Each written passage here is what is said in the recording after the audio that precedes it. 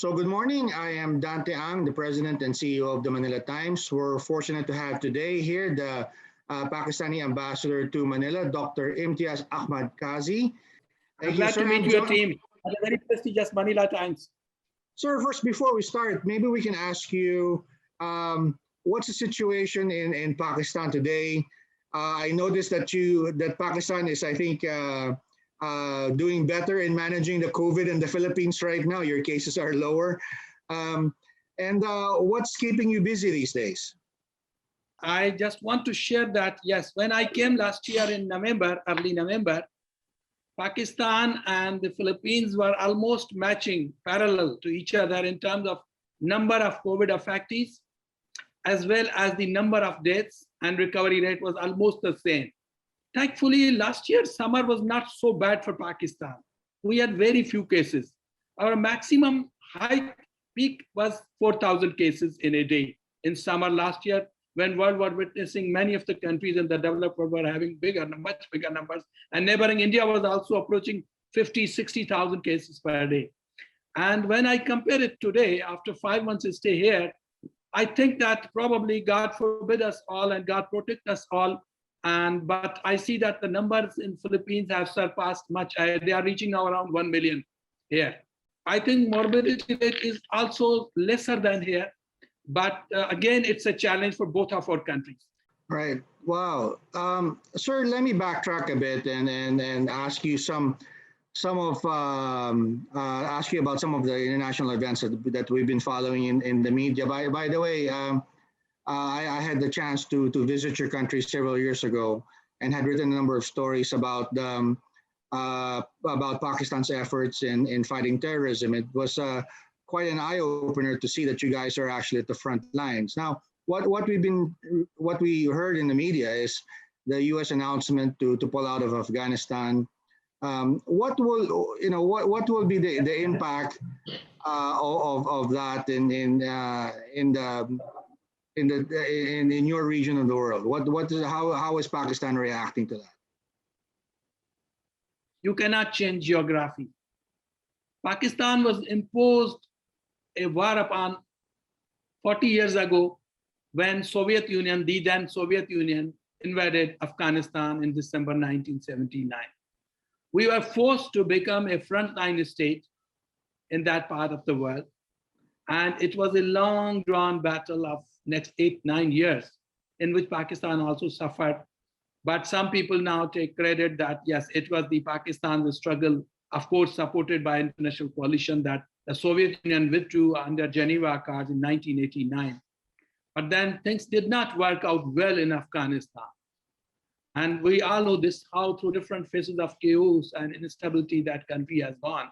Despite Pakistan being its neighbor and our best efforts, that there should be some stability. And we have always supported an Afghan-led and Afghan-owned peace initiatives. And we have always supported, whether it be the US initiatives, NATO initiatives, these Moscow format these days is being talked about. And then Turkey has this Heart of Asia process, of Istanbul process, they call it. So Pakistan has joined almost every forum that has wanted betterment in Afghanistan. And Pakistan has been immediate neighbor, being the immediate neighbor, has been at the forefront of every effort to facilitate these endeavors regionally, globally, bilaterally. We have so many mechanisms with Afghanistan. We have tried to work with when there were Taliban. We have tried to work post-Taliban scenario. We have now a strong institutional mechanism, which is called Afghanistan-Pakistan Action Plan for Peace and Solidarity. Now, this plan has started working since last 2 years.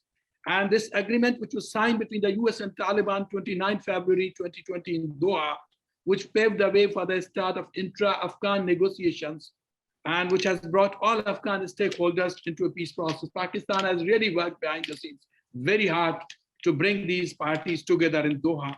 And we believe this is a very historic opportunity for all the parties to seize this opportunity. And international community must remain engaged with Afghanistan in its reconstruction and economic development in post-conflict years. So we have already a burden. I would not say a burden. We have brotherly people of Afghanistan who in their peak time were 6-point-something million, the world's largest number of refugees in 80s. Still half of them are there with us. 3.2 million Afghan refugees, they are there with us. And we want a dignified return for all of them once the things settle down in Afghanistan. So peace in Afghanistan, stability in Afghanistan is actually peace in Pakistan and stability in Afghanistan.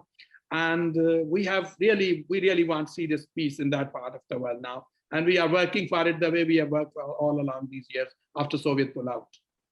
Yeah, I'm sure you know that some we share your problems. In fact, some Filipinos may be surprised that the MNLF leaders and some leaders, I believe, of the MILF had fought in Afghanistan, and they probably went through Pakistan, right? And so the sooner we see peace in that region, I think the better for the rest of the world. But how does that? I'm sure you're happy with that. Does that help you out with your problem to the south with India and Kashmir?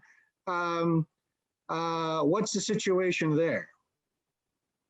Well, to be honest, Kashmir is an internationally recognized disputed territory between India and Pakistan to be resolved.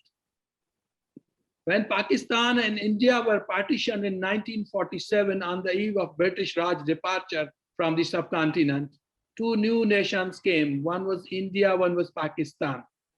And it was agreed under the partition plan that all the princely states, which included Kashmir, and there were 586 of them, they were to be divided based on their geographical proximity as well as the population, demographic composition, whether if they are Muslim, they would join Pakistan. If they are Hindu, they would join India. Kashmir has all along historically been adjacent to Pakistan.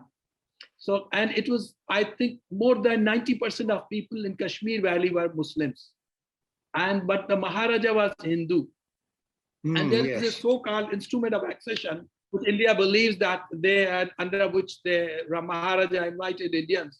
But we call it Indian occupation when they landed their forces on 27th October 1947 in Kashmir Valley. So the tribals from Pakistani areas, northern areas, went back to fight India and got a part of Kashmir liberated, which is called Azad Kashmir or Liberated Kashmir, which is with Pakistan. But we don't call it part of Pakistan.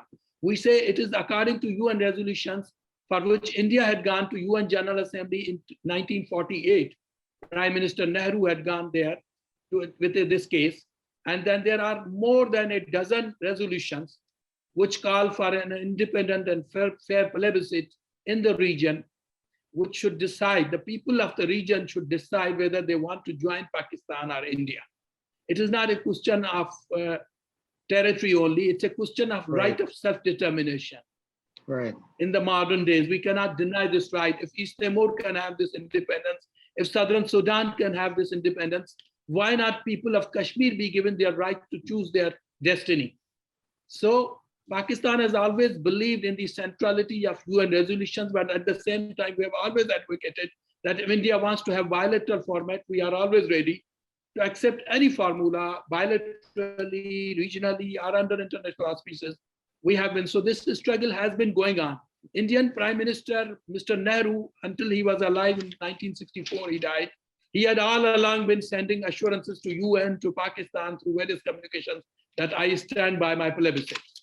There is a UN observer group, also military observer group on the borders, line of control, what they call. But then India never had this thing. In 1970s, they annexed this part according to their constitution, that it is integral part of India, which was a violation of the internationally recognized territory. What they have done 2 years ago in August 5th August 2019, they have unilaterally annexed this occupied Kashmir, what we call Indian illegally occupied Jammu and Kashmir. They have annexed this as part of the Union territory, bypassing all the international moral diplomatic norms, decisions, resolutions, and the aspirations and wishes of the people, unilaterally. Pakistan has never said that the part that it is under its administration or control is part of Pakistan. According to our constitution, it is a disputed territory, including the parts that we have. They need to be decided by the people under a fair plebiscite. So Pakistan always stands for a principled stance for right of self-determination for the people of Jammu and Kashmir. And we are ready to go to any forum bilaterally. President Trump tried to twice, three times. He tried to introduce this thing that I want to mediate, President Trump. But what happened? Indian Prime Minister, Mr. Modi, he was on visit to Washington. In front of the international media, he realized that Mr. Trump is offering this thing to mediate. Oh, mediate means the aspirations of the people. What they did on 5th August 2019, they abolished its independent status, which was given according to Indian Constitution. It has a special status, even in Indian Constitution, despite having annexed it. It had a special autonomous independent status, which they abolished it. Now, being a union territory, which they have done forcefully, they have tried to give domicile to 3 million people. Indian soldiers have got domicile to be residents of Kashmir. Under the scheme before 2019, only locals could get local jobs, locals could buy local lands. Now, every Indian from Union Territory can come and buy any land, and all the jobs of the state are also open for all Indians. Their administrative service officers have got domiciles. The Indians who are migrating. So this demographic change is what they are bringing now, the way Israelis did in Palestinian territories. Demographic changes, remove them out, keep them out of that, so that demographically it becomes pure Jewish nation. Exactly the same pattern they have followed. And we worry that now with this marginalization, this dilution of the population, bringing in more Hindus, they're investors, and we know they are capable of bringing in mega ventures and plazas and hotels. It's a beautiful valley on earth. Someday they want to change the demographic structure of Jammu and Kashmir, so that if somebody like President Trump tries to offer his mediation, we can say, look, here are people, here are millions of Indians brought in through this domain. 3 million in just 2 years. I'm giving you a small figure. 3 million people have been given these domiciles, and they have introduced some brutal, barbaric laws, which they have imposed on the local Kashmiris for even simple crimes and mass graves, and young people above the ages of 13. Thousands of them they are disappeared suddenly. Their mass graves have been found out during the last 2 years. So it's worst kind of humanitarian and human rights situation in that part of the world. I want to bring through this interview to the notice of Southeast Asian people, what is the plight of Kashmiris and what needs to be done. International community must come forward to resolve this long-standing dispute between the two countries. And we are ready to go 2 steps for it. Is the Philippines doing something? Has it reached out? I know the Philippines is a friend of both Pakistan and India. In fact, our government was the first to recognize your independence. And I remember that President Diosdado Macapagal went to Pakistan and visited your country. And there has been many visits from our country to yours and from your leaders to ours in the past. Maybe the Philippines can step in and play that moderator role, or that peacemaking role. What do you think? Philippines is a very important country for us. And you're right, sir. I can say we started off in 1949 when your country opened. It was the first countries which recognized Pakistan, one of the foremost first countries which recognized Pakistan at its independence in 1947. You opened a consulate in Karachi, which was after 7 years became into embassy, converted to an embassy. Karachi was the capital of Pakistan then. And we remember we joined the US-led anti-communist blocs of those times, SEATO, Southeast Asia Treaty. Pakistan's Prime Minister Hussein Shahid Sarwardi was in Philippines in 1957, first ever official visit by a Prime Minister of the United Pakistan, when Bangladesh was also part of East Pakistan. Yes. Which now Mr. Modi claimed that he was instrumental, his party and his machinations, in breaking Pakistan in 1971. We are happy with our Bangladeshi brothers. We have very good relations with that country. But we are sad to learn that some neighboring country claims that they were instrumental in breaking up of a country, a Muslim country, which had been evolved in 1947 based on Islamic identity together. So these things sadden us, to be honest. But then we have very excellent cooperation from 1950s. And it was there that in 1962, President Macapagal had visited Pakistan also. We have all along very excellent relations. We appreciate the Philippines' role and the positive role for both Pakistan and India. They have tried to keep a very fair balance between the two countries. because India is also established country. It has historic relations with East Asian countries, and we have trade relations. You have some connectivity through ASEAN also, because India is summit partner with ASEAN.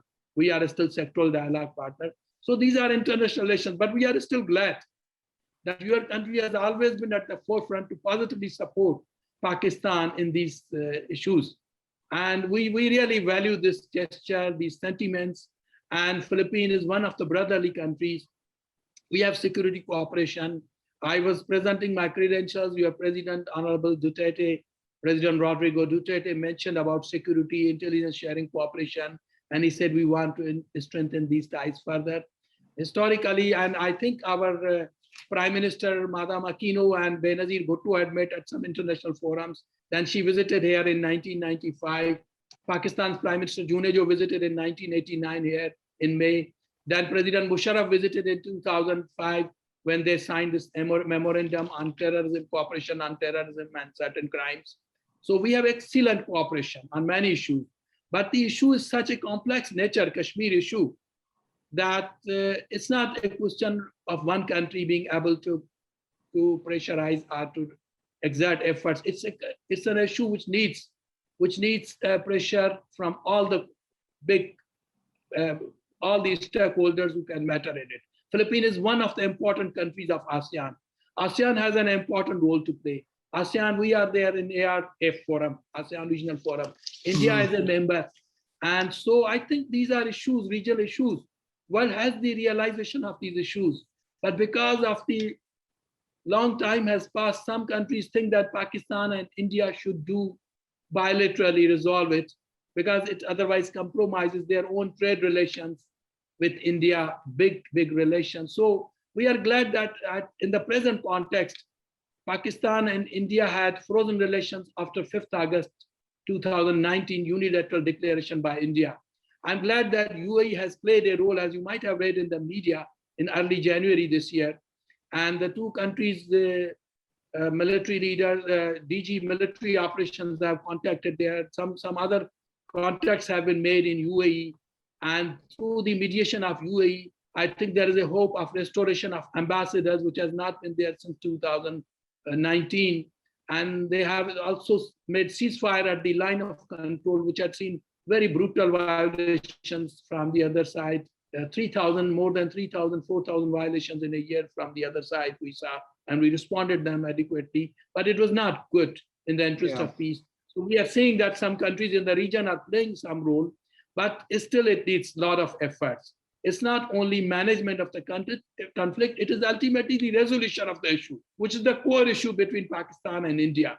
I'm sure once it is settled or resolved, there is a lot of potential like ASEAN between the countries, 7 countries of, we call SAARC, Southeast Asian Association for Regional Cooperation, since 1985. And so that's why we want a solution of Kashmir as early as possible. And we are ready on all forums, bilaterally, regionally, and we appreciate the efforts of the UAE, and we look forward that Philippines, in whichever capacity it can, we will certainly welcome any brotherly country like Philippines or ASEAN countries to come forward and see if they can assist both India and Pakistan in the resolution of this issue.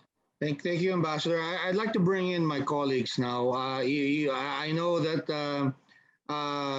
for example, Dempsey has questions about a defense cooperation. You mentioned you just mentioned your discussion with our President Duterte, and you also mentioned something about ASEAN. I'll bring in our other reporter later on, but let's start with Dempsey. Good morning, Mr. Ambassador. I am Dempsey, and I am covering the military for the Manila Times. And my question is, you mentioned about the President Duterte's willingness, to expand the defense cooperation between the Philippines and Pakistan.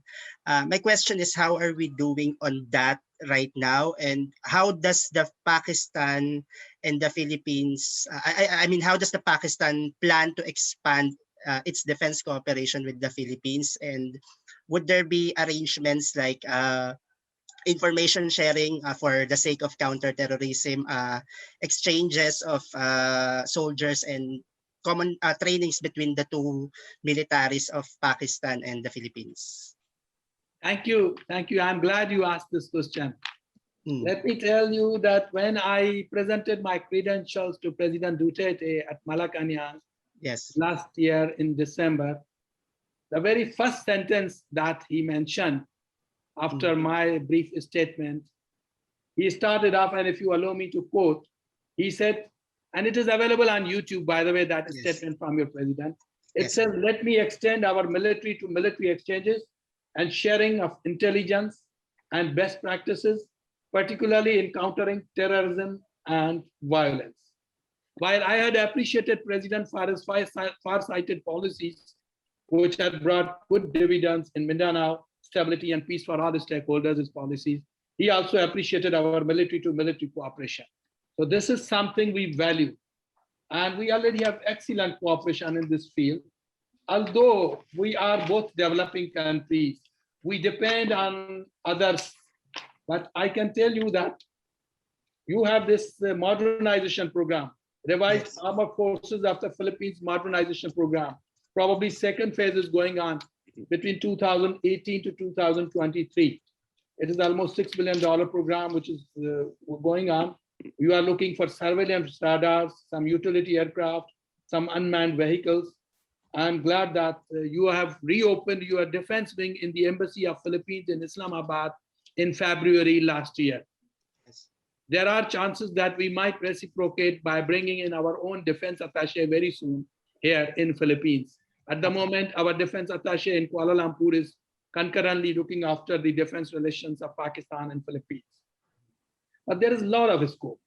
The good thing is that both forces enjoy cordial and friendly relations and interaction and visits at senior military leadership level. We have seen it. Even President Duterte mentioned in his remarks during my credentials that he had been impressed and when he had visited the PNSF in December 2017. So our naval ships come regularly every year. Okay. So we have a program, MOU is under consideration between our two countries on defense cooperation. And we are having these bilateral and multilateral activities.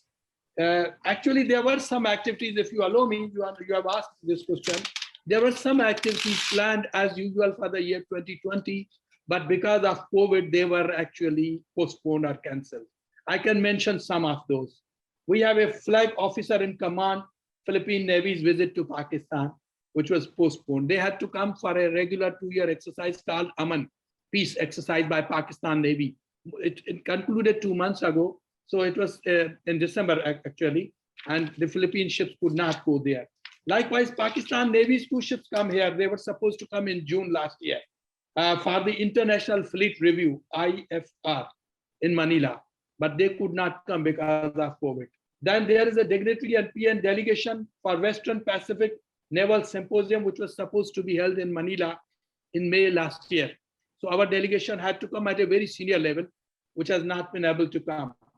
Then there is National Defense University of Pakistan, where we also offer seats to Filipino colleagues. And I have been part of that institute before coming to Kazakhstan 3 years ago. I was part of directing staff and faculty of National Defense University. From Foreign Ministry, I had been loaned by the NDU. They sent a delegation, foreign study tour, which could not come last year. Then we were supposed to join the Pakistani's Asian Defense, Security and Crisis Management. It is ADAS, Defense, Security and Crisis Management Exhibition 2020. And then this Pacific Naval Symposium was supposed to be rescheduled in October, which could not happen. So we have missed those ones. But yet we were able to do certain things. I can tell you that Pakistan Navy's 2 representatives participated in 29th Western Pacific Naval Symposium, which was held in February 2020 last year. Then our Navy representatives came in final planning conference of IFR, which is International Fleet Review, and Western Pacific Symposium 2020, which was held on 27 February in Manila. Then there have been some training activities. One Pakistan Air Force officer is doing his master's in National Security and Administration course at National Defense College of the Philippines. We have also got an offer for another officer to come here. And next year, we are going to send some more officers here at your National Defense College. Okay. And likewise, in the Air Force, we have some of the best equipment manufactured in Pakistan's aeronautical complex in Kamra. And your Air Force is looking for some of those equipment, which are very quality-wise proven And there may be a possibility that when we share these experiences, we can have these our equipment sent to Philippines, which is very competitive and very effective one, especially some of the planes that Pakistan has started making. They are really compatible and comparable with F-16s of the US that we have. But our planes, now we call it JF-17 Thunder. They are much better in performance than even F-16s that we got from the US starting in Soviet invasion in mid-1980s. We have improvised even upon those F-16s. So Pakistan has got some capability in the airfield, and which your Air Force is looking forward under modernization program. I think there is a lot of potential. There's a lot of scope. We are looking forward to see Pakistan Defense Attaché to open an office here very soon. And we are sure to make some progress. And as your president mentioned, military to military exchanges. Why not? We have done it in cooperation in terrorism, intelligence sharing, in eliminating terrorism. I can tell you that when I came here in December, I got a note from your police, National Police Chief Offices, one of his deputies, one Major General. He sent me a note that they have started a Salam Peace Center, which is to bring the moderation. Islam tells people to be moderate, don't be extremist. The way these extremists, Abu Sayyaf, Al-Qaeda, Taliban, these people have radicalized the youth all around the globe through those cells. But Islam always teaches moderation, peace, and resolve your issues through peace. And that's where they have established. I'm glad that Philippine National Police has this Salam Peace Center. They have asked me to give them best practices from Pakistan. I've told them that I'm ready to come and share with them our experiences. We have in Pakistan an entity called NACTA. When there was an attack in Peshawar school, Army Public School in Peshawar in 2014, December 2014, 140 innocent children were killed by these extremists in just few minutes. Then we had, our whole nation had a consensus parliament, all political parties, all military and security and law enforcement agencies. They put up together a plan called National Action Plan and a National Counterterrorism Authority called NACTA.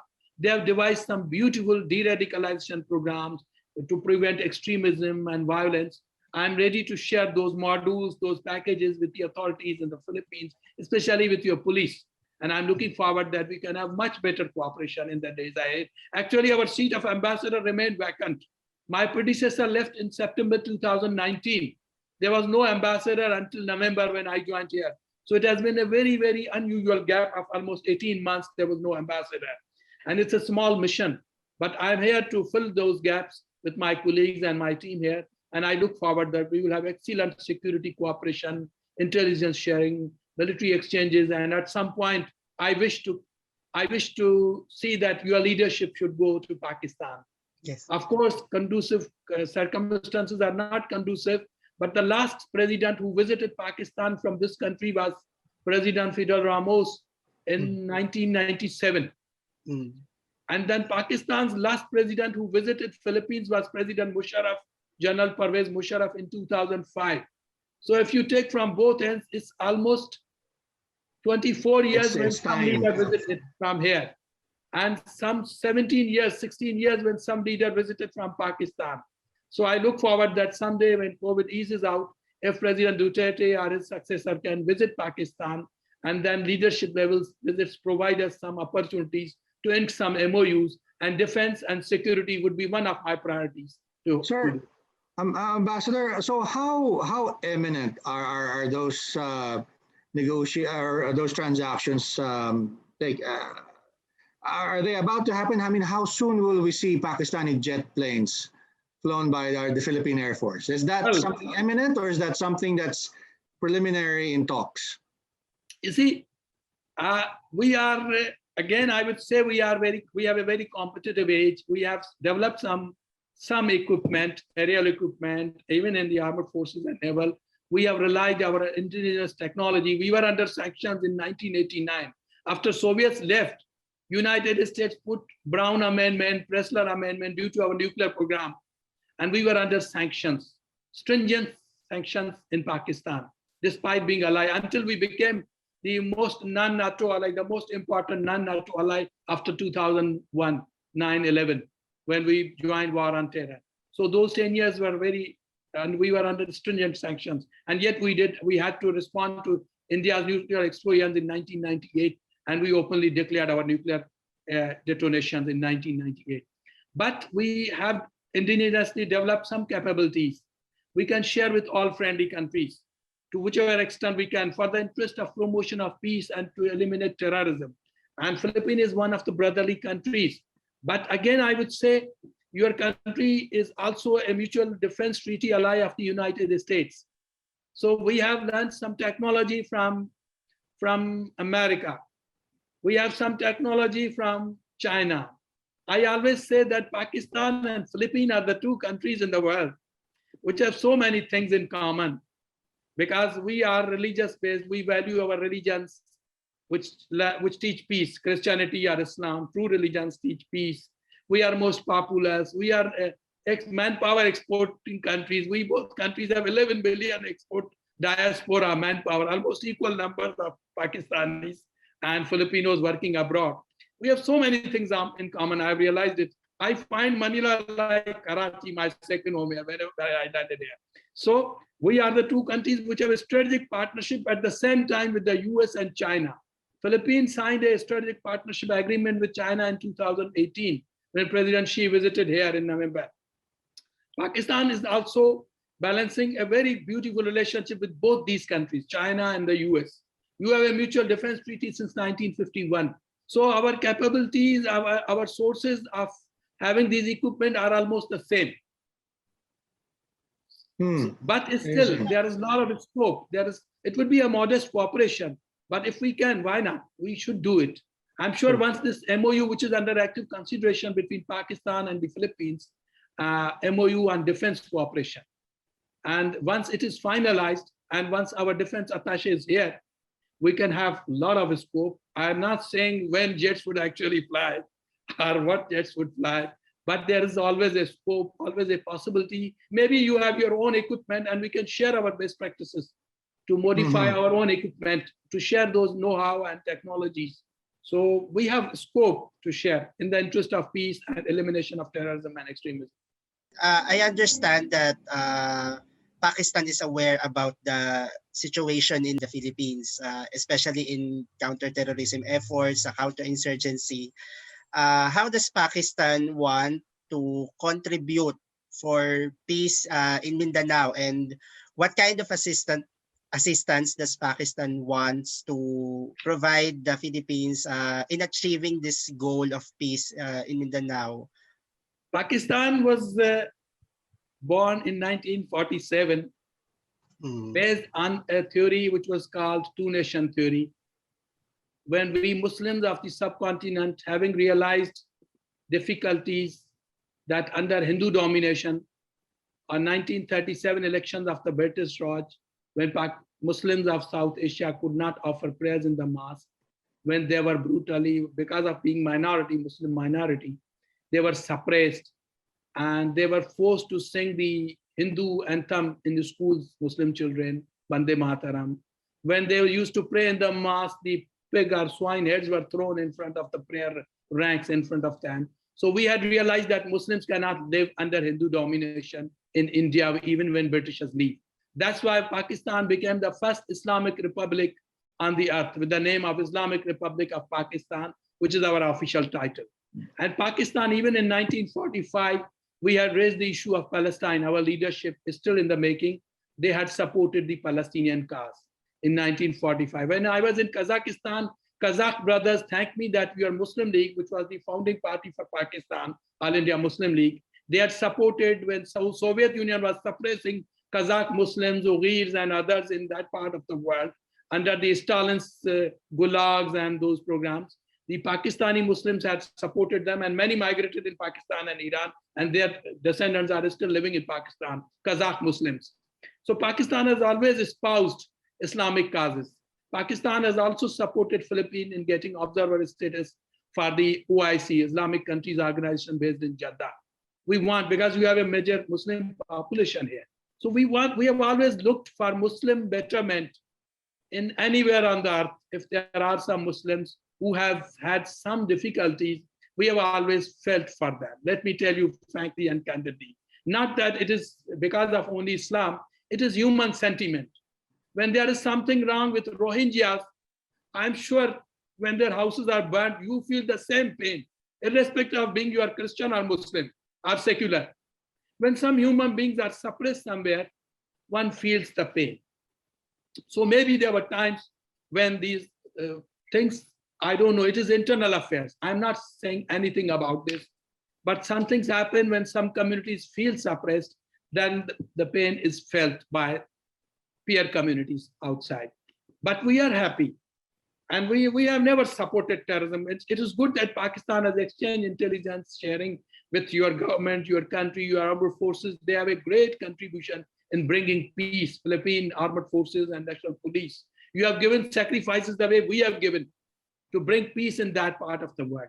What your president has done after coming into power in 2016, this is really a great achievement. We value this. This is what I had expressed in my statement at the Malakanam also. And we wish to see that this process continues, this basic organic law, this transition, whichever way the people of the region want. Not that we want, we outsiders have no right to tell people to do things. No, not even in Afghanistan. I said, we want Afghan-led, Afghan-owned negotiations and peace process. We can only facilitate things. Pakistan is part of those efforts, Turkey and other Muslim countries, which want to see improvement in the conditions. The decision makers is you people, your country, your format, how you Filipinos, as Filipinos, whether Muslims, Christians, or others, you have to decide. But we always appreciate when there is peace in all parts of your country. Pakistan would want to see, number one, that international help in rebuilding Marawi, and we all support whatever international help comes to that country besides your own government's help. We also think, my government, I would suggest that we should build some hospital, and Pakistan has a forte in cement. We have some good agreements. Pakistani cement is coming here. We can donate some cement for some construction projects in the Mindanao region, and periodic rice shipments for Marawi, for Cotabato, for Muslims. But all these would be directed, whatever I'm going to recommend to my government would be through the Ministry or Department of Foreign Affairs. We know there is a channel. We have been told all the diplomatic missions that any assistance or anything that goes there, it should go through Department of Foreign Affairs. And I think there's a lot of things we can do as Pakistanis, as Muslims, as brothers of the Philippines, not only for Muslims, but even otherwise. It's my mandate to increase and fortify relations between our two countries in every field, economic, political, and people to people and culture. So we intend to have some things, and even COVID offers an opportunity, but since we are also getting from same sources vaccinations, but at some point I look forward that the way these new strains are coming, we might share cooperation in COVID-19 related things also.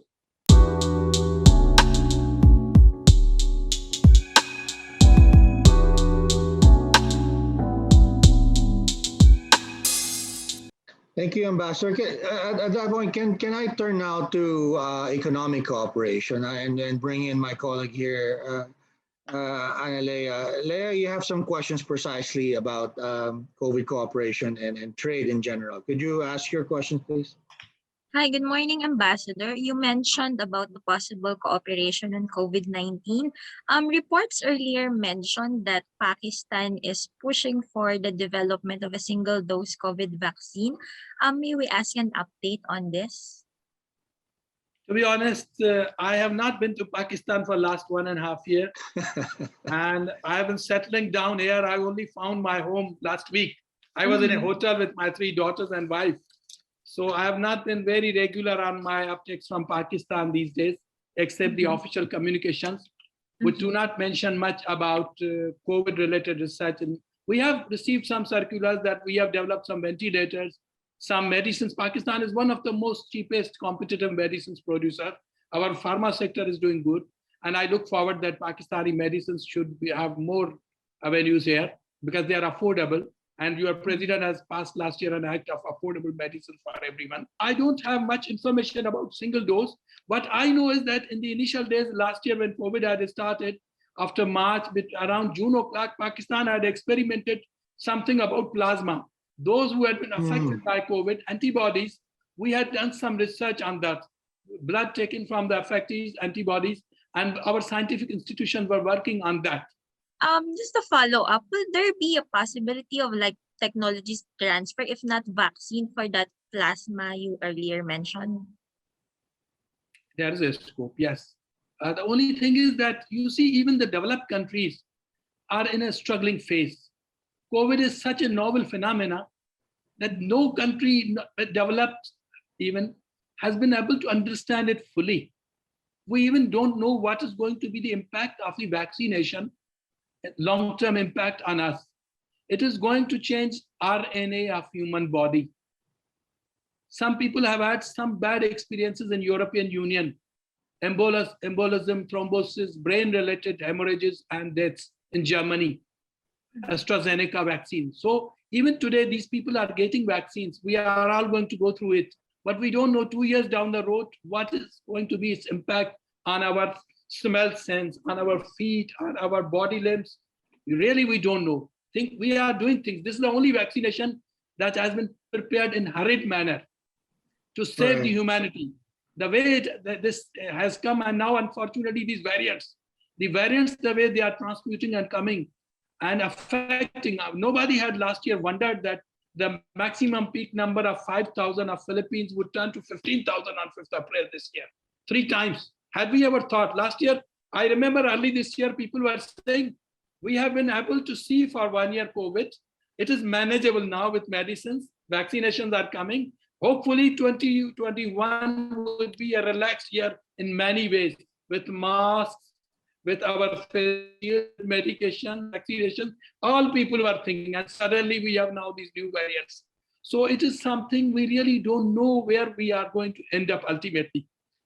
What are you seeing on what are you hearing from the ground? You mentioned earlier that Pakistan, like the Philippines, has received vaccines from China. I assume that's Sinovac.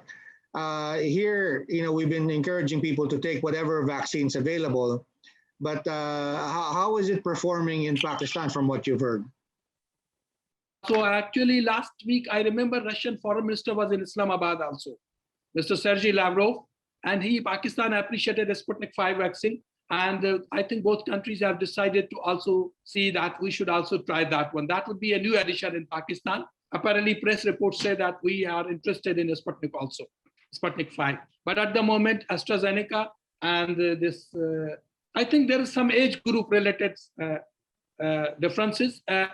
50 plus people are getting Sinovac and 60 plus people have got the AstraZeneca vaccine in the initial phases.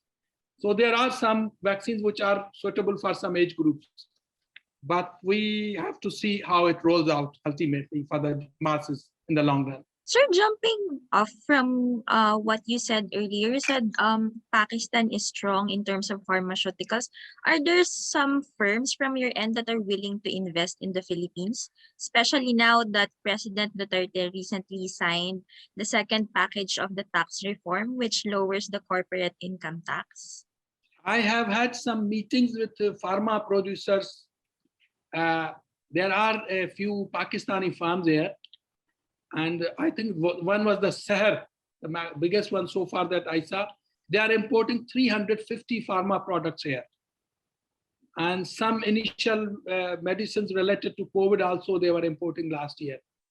These sprays, masks, this 95 mask, N95 mask. And so I see last year's figure, I see that our cooperation has increased, that we had $22,000, actually 22 billion medicaments from Pakistan here.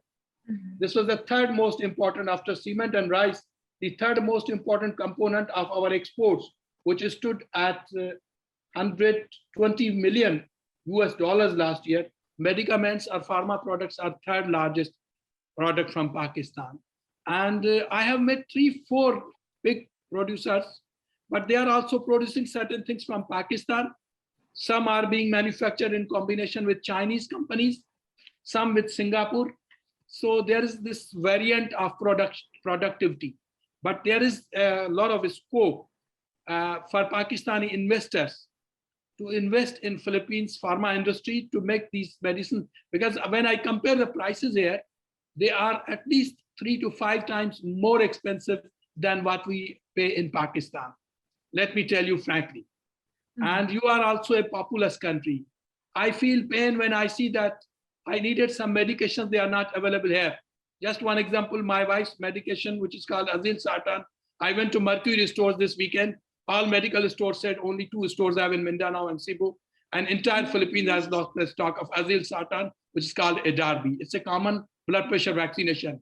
Compared to this, in Pakistan, if you go to any small village, rural village, distant village, at midnight, you'll find this available on over the counter, this kind of medication, which is also dangerous again, but it's a blood pressure medicine, you can have it. And the price would be 5 times lesser than what you pay here. So I think there's a lot of scope that Pakistani investors should come. I have talked with them, some of them. They said actually the procedure with the FDA, Food and Drug Administration, requires there are certain conditions which need to be met before we can really have this thing, pharmas brought here. You have very stringent conditions on pharmaceuticals. And there is a firm called in Geneva, Pharmaceutical Inspection Cooperation Scheme, PICS. FDA allows pharma exports from a PIX member country. And Pakistan's Pharma Manufacturers Association, I'm going to request them, and Pakistan Drug Regulatory Authority, DRAP, Drug Regulatory Authority of Pakistan, I've asked them to see if we can have membership of this PICS, International Pharma Inspection Cooperation Scheme. Once we become member, then FDA automatically allows us to import medications from Pakistan. This certification is waived. But at the moment, what we would see is that there was a group of FDA officials to go to Pakistan to inspect our laboratories. And unfortunately, because of COVID, that visit was postponed at the last minute. They went in 2019, but there was another follow-up visit. If that had taken place, I would have seen more Pakistani farmers during that last 1 year, when this country really needed much more medicines because of COVID and other health-related issues. So I look forward that as soon as things ease out, FDA people should be able to visit Pakistan, and Pakistan should also try to work to get registered with Pharma Inspection Cooperation Scheme so that we can ease out more investment of Pakistani pharma investors here in this country. Sir, just to clarify, no schedule yet on the next visit for the FDA officials, correct? To be honest, at the moment, we don't have any schedule because you have stringent lockdowns. You have, there are no flight connections easily available. Pakistan is also combating with this challenge, this renewed challenge of COVID. We have reimposed lockdowns, smart lockdowns we call, not like here, but smart lockdowns in some of the cities. We had actually opened our schools from 1st March after having seen a few hundred cases a day in a country of 220 million people. We had opened our schools after last year's March, on 1st March. My daughter went to join our medical college in Pakistan on 1st March from here. And within 12 days, in 3 provinces out of 4, they had to close these schools again, some at the 50% ratio, some fully closed, and now they have fully closed in 3 of the 4 provinces in Pakistan. So things have gone bad in terms of numbers of COVID. Although it is 5,000 figure, but again, it is unaffordable to send children to school. As soon as things ease out in Pakistan to receive delegations, and also from here to send delegations, we look forward that FDA should visit Pakistan. Sir, just one last question from my end. Since Pakistan has been one of the country's trading partners, and I remember in 2018, there was a mention of conducting a possible studies for a preferential trade agreement. May I ask an update on this, sir? To be honest, Pakistan has not been able to proceed ahead on FTA because we never had any joint economic commission we have established between our 2 countries a few years ago. In fact, almost a decade ago, if I'm not wrong. But the first meeting of this joint economic commission was held in February 2018. And they decided some steps. And we were to see more Pakistani products here and Philippine products in Pakistan. But there was no follow-up, not much follow-up. Yes, we had an MOU in 2018 by my predecessor in agriculture. And we have seen some rice exports. But unfortunately, last year, there was some tarification law on rice, especially in 2019, February 2019. This new law halted Pakistani rice, which was coming here, $45 million rice between 2018 and 19. It went down to $4.5 million Pakistani rice import last year in June, our financial year when closed. 1/10 of the remaining rice remained. When I came here in November, there was only 0 rice coming from Pakistan from July till October. So I'm glad that on 19th March, I received a letter from the Secretary Severino, Rodolfo Severino of the DTI. And he was very kind. He has sent to me a note that we are working, we have deliberated in the cabinet about relaxing rules for Pakistani rice import. And you will be given ASEAN-like treatment, preferential treatment in the import of rice. It is in the cabinet, President has to authorize it. And Pakistani rice exporters are keen to export their rice very soon. The importers there are keen to buy Pakistani rice, basmati rice. And so we look forward to an opening in rice. And quinoa is another citrus fruit product which comes here regularly. In February, you will see Karachi quinoa in Landmark and other malls, Pakistani quinoa, citrus fruit mandarin. And this year, I'm happy that instead of usual 1,000 containers, we had 1,500 containers of quinoa. So I have seen a surge of 50% in quinoa, which makes up 14.5% of imports of Philippines citrus in a year. Pakistan contributes 15% in Philippines citrus imports every year. So these are good developments, but you are right. We need to come to a point where we should have some preferential trade. We already have it in Malaysia. When I was Deputy High Commissioner in 2009, in 2008, we had comprehensive economic partnership agreement with Malaysia. In Indonesia, we also have similar arrangement. In 2016, I was Director General East Asia Pacific Countries in Foreign Office. We were negotiating with Thailand, free trade agreement. We already have with China also. But I think most important in these days is what has been accomplished last year in November, which is Regional Comprehensive Economic Partnership Agreement between 15 countries, ASEAN plus 5. And I'm going to recommend Pakistan to become part of RCEP. Once we are in that group, automatically we will have all the ASEAN-related tariff reductions as well as between all the 15 countries. So our emphasis, I would request them and they will study RCEP procedures. And if we can join that, this automatically takes care of our bilateral FTAs then. There's no need then once we join the RCEP. Let's see how things work out in the days ahead, but we'll keep doing our best. Thank you. Ambassador, I noticed behind you, you have a portrait of Al Jinnah. Yeah. Normally, ambassadors have a portrait of their prime minister, but Al Jinnah is a fascinating character. Maybe Filipinos should know more about him. What can you tell us briefly about this historical figure? Now, Muhammad Ali Jinnah is called the father of Pakistan, father of nation. He was a gentleman born in Karachi, Pakistan in 1876.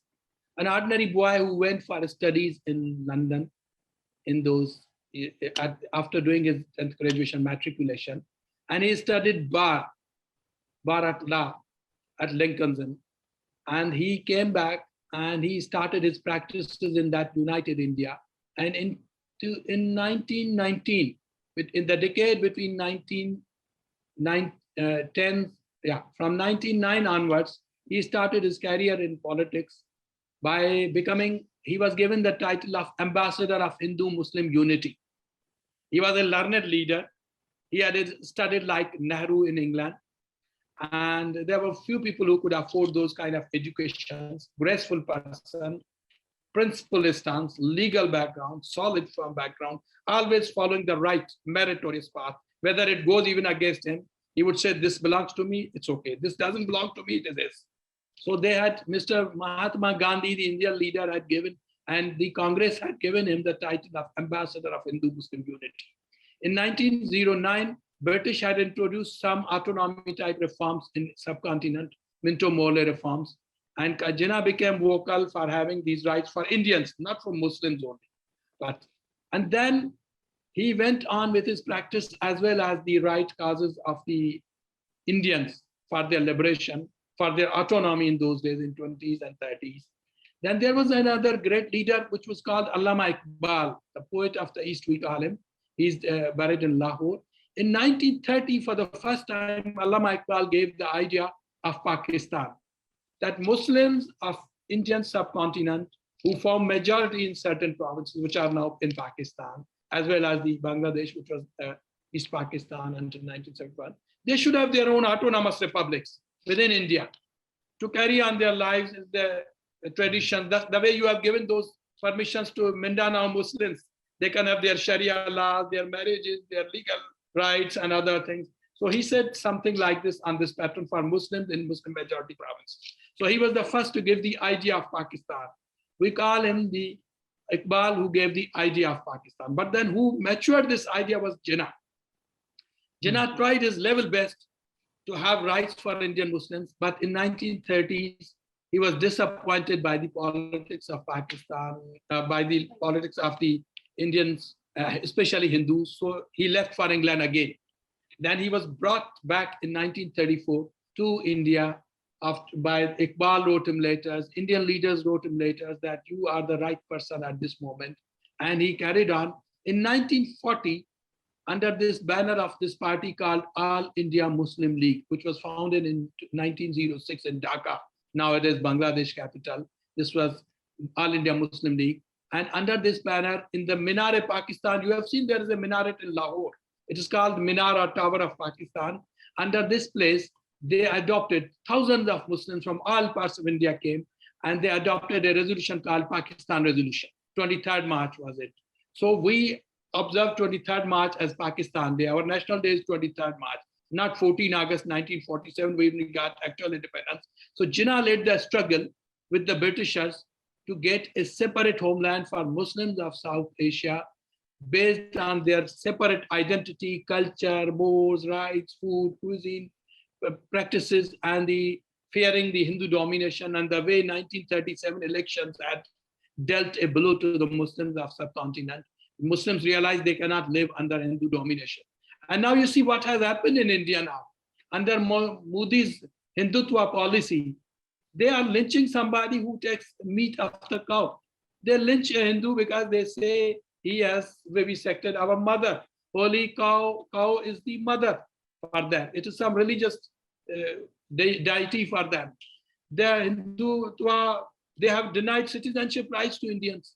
Thousands of years old Indians in 7 states of Assam and others. In Kashmir, what they are doing under demographic. So this Indian secularism is really nowhere to be seen under Mr. Modi. And the way they are treating their minorities, including 200 million Muslims, almost the same number that live in Pakistan, there are in India's 1 billion Muslims population, there are 200 million Muslims.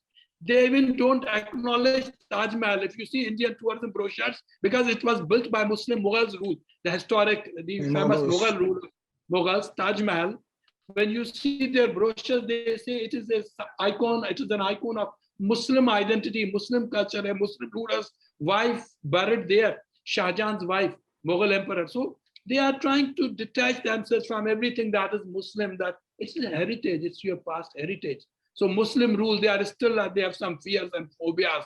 Why Muslims rule this part of the world in a magnificent way, like Ottomans did from Turkey. The Mughal Empire was also worth reckoning in those days. And it was really cosmopolitan. Akbar had Buddhists, Hindus. Most of his ministers were Hindus. He was a Muslim. So you see, it was cosmopolitan like Ottoman Empire. But they have phobias of those days. So they don't want anything related to Muslims. That's why Muslims are being suppressed. Other minorities are being suppressed. That's what we don't really. And it is good that we Pakistanis feel independent, freely living in a Muslim country of the Islamic Republic of Pakistan. That Jinnah, under his able leadership, was able to. Believe me, if there was no Jinnah, there was no Pakistan. Although he died within 1 year, but historians say that he kept his tuberculosis hidden from the British and Hindu leaders. Had they known that this gentleman is going to die after 1 year of independence, they might have delayed partition plans. So Pakistan is a God's gift through Jinnah to the Muslims of South Asia. We respect him, we love him. No Pakistani has ever two opinions about Jinnah. Despite that, he never had a beard. Despite that, he was secular.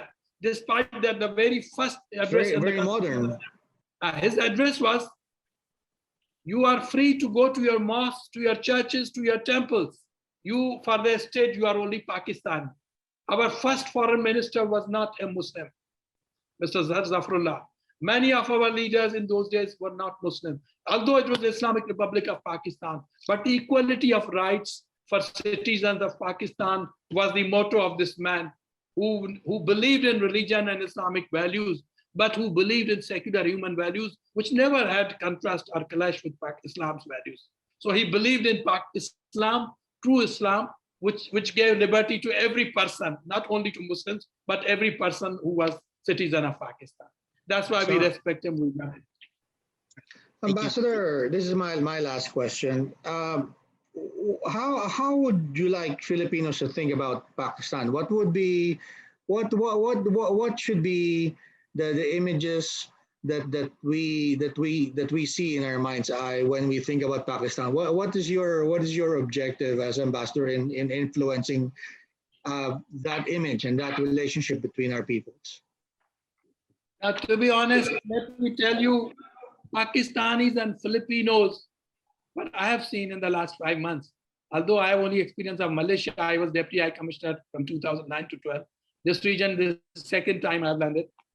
And we have so many ways to look at each other. We need to revive our cultural exchange program. And we have national heritage. Our both countries we have been sufferers of colonial rule. I told you, we are most resilient nations. We have suffered from many things.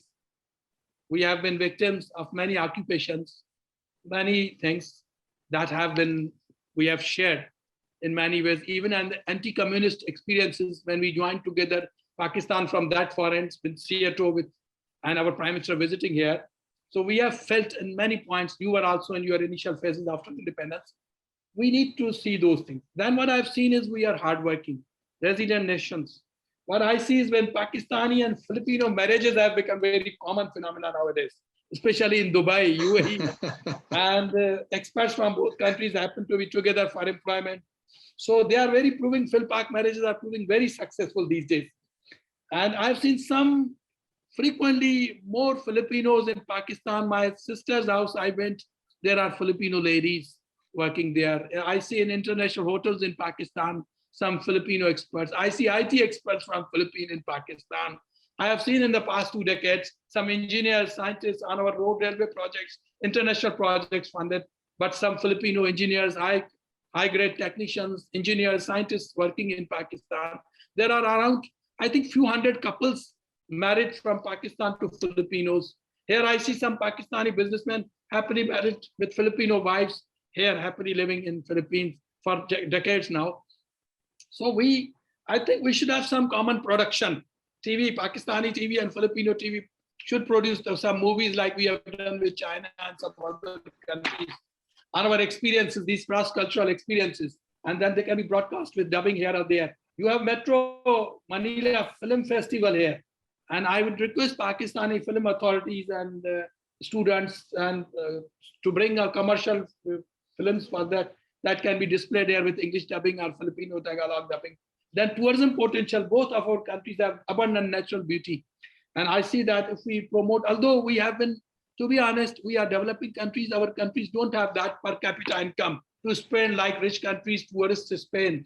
But within modest means, Pakistan is a country, I told someone, if you have $150, you can spend 30 days affording a accommodation as well as food, and $150 for a whole month. Pakistan is still such a economical country in terms of living. So when this pandemic eases out, we should try to exchange this tourism potential of our two countries. PIA used to fly here until 2002. PIA stopped after that.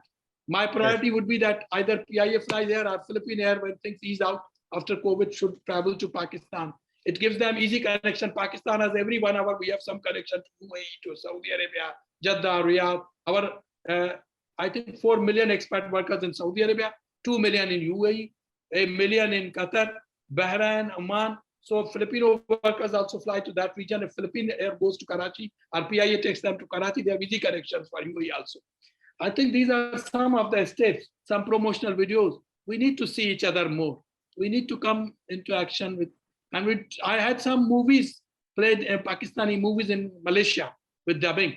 I would try to see if I can bring some good movies here. Similarly, I would request your embassy when I go to Islamabad, ambassador, and your honorary consul general in Karachi, that some Filipino movies, dramas, and with depict true culture, they should be displayed in Pakistani channels so that people come to know each other more and these ties are strengthened.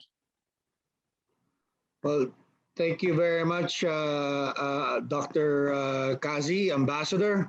I appreciate the time you gave us today. This COVID situation is really disrupting a number of things. Normally we do these roundtables in person, but hopefully this will end soon and that we can meet with you soon after that. Good luck to you, sir, in your work as ambassador to the Philippines, and we hope that the relations between our country and yours will be much better during your term and afterwards. Thank you. I thank you so much to you especially and to all your colleagues, respected colleagues, distinguished colleagues. My duty has always been not only to call on dignitaries when I present credentials or go in any country, but to visit the local print and electronic media offices personally, along with my press counselor. This is my duty. I'm duty bound to visit to your premises, to pay my respects to you, to learn about your work, and to have these relations. I'm glad that on Pakistan Day, you bring out such beautiful supplements.